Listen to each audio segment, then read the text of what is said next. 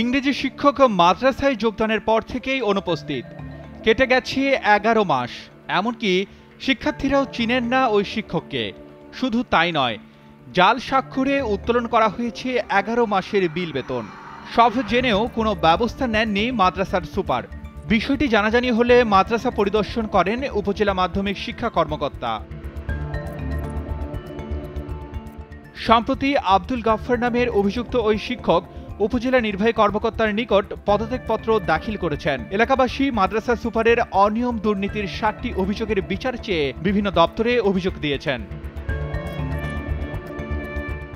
ময়মনসিংহের নান্দাইল উপজেলার চপই দাখিল মাদ্রাসা প্রতিষ্ঠিত হয় 2000 সালে। 2019 সালে মাদ্রাসা এমপিওভুক্ত হয়। এমপিওভুক্তির পর মাদ্রাসায় অনিয়মিত অনুপস্থিত সহ মাদ্রাসার নামে থাকা 22 কাঠা জমি বন্ধক দিয়ে টাকা আত্মসাৎ করেন সুপার হারুনুর রশিদ। বিদ্যালয়ের কোনো হিসাব দেন না তিনি। বিষয়টি নিশ্চিত করেছেন মাদ্রাসার সাবেক সভাপতি চিনু মিয়া। গত সোমবার মাদ্রাসায় গিয়ে দেখা গেছে সহ সুপার মোজাম্মেল হক ছুটি নিয়ে অনুপস্থিত। মাদ্রাসা সুপার হারুনুর রশিদ অফিসের কাজের কথা বলে বাইরে চলে গেছেন। নবম শ্রেণীর 35 শিক্ষার্থীর মধ্যে উপস্থিত ছিলেন 15 জন। মাদ্রাসায় কতজন শিক্ষক, কতজন কর্মচারী তার কোনো তথ্য নেই অফিস সহকারী বাকি বিল্লার কাছে।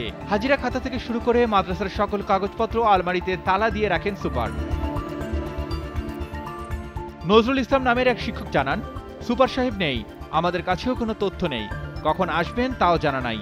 শেখ রাসেলের ডিজিটাল ল্যাবের নাম ফলক ছাড়া মাদ্রাসার কোনো সাইন বোর্ডও নেই। উপজেলা মাধ্যমিক শিক্ষা কর্মকর্তা রফিকুল ইসলাম ভূঁইয়া জানান, উপজেলা নির্বাহী অফিসার মাদ্রাসা সুপারের বিরুদ্ধে দেওয়া এলাকাবাসীর অভিযোগ তদন্ত করার জন্য আমাকে দায়িত্ব দিয়েছেন। প্রাথমিকভাবে অভিযোগের সত্যতা পেয়েছি, আবার মাদ্রাসা পরিদর্শন করে তদন্ত প্রতিবেদন দাখিল করা হবে। সর্বশেষ পদত্যাগ করছে। আচ্ছা, তদন্তটা ধরা পড়ছে আমার ইয়াতে, তখন সে হুজুর আইলে তারে পদত্যাগ করাই। আচ্ছা, ফাইল পাঠাইছিল ডিলিট করার জন্য, আমি ফাইল ডিলিট করি নাই। আচ্ছা, এটা তদন্ত শেষ না করে ফাইল ডিলিট করবো না।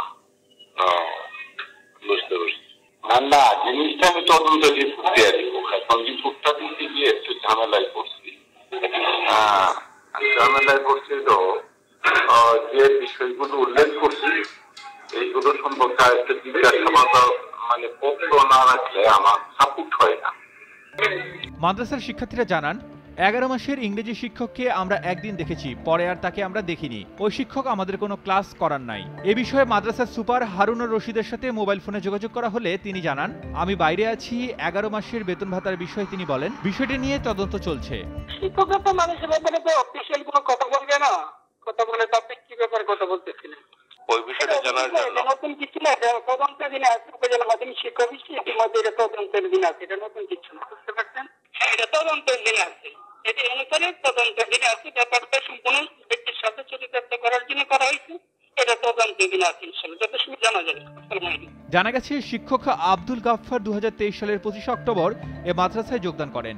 যোগদানের পর থেকেই তিনি অনুপস্থিত থাকলেও হাজিরা খাতা ও বেতন বিলের শীটে নিয়মিত স্বাক্ষর করে ব্যাংক থেকে প্রতি মাসে 17,620 টাকা করে বেতন উত্তোলন করেছেন। বিষয়টি জানাজানি হলে অভিযুক্ত শিক্ষক বুধবার উপজেলা নির্বাহী কর্মকর্তার দপ্তরে গিয়ে অপরাধ ঢাকতে পদত্যাগপত্র জমা দেন। অভিযোগ পাওয়ায় নড়ে চড়ে বসে প্রশাসন। এই বিষয়ে আমি জানি আপনার এই শিক্ষক 10-15 দিন আসছে মাদ্রাসাতে, এরপরে তাকে আর আসে না। আমরা এলাকাবাসীও দেখে না, দোকানপাট আছে এরাও কেউ কইতে পারবে না, আর শিক্ষকরাও কেউ বলতে পারে না। এরপরে আমরা তো বিচারপ্রার্থী হইলাম। তে এই সুপারের ব্যক্তিগত মামলা আছে, অনেক মামলা আছে। তো মাসের ভিতরে 15 দিন সে ময়মনসিংহে থাকে। তখন 15 দিন সে ময়মনসিংহে থাকে, তখন এই মাদ্রাসাটা চলে কী করিয়া? আপনি তো আসলে দেখলেন সহসভাপতিও নাই, তেমন মাদ্রাসাটা কেমনে চলে? আমরা এলাকাবাসীর পক্ষ থেকে যাতে এটা সুন্দর একটা সুরহা দেয় এই আশাই করি।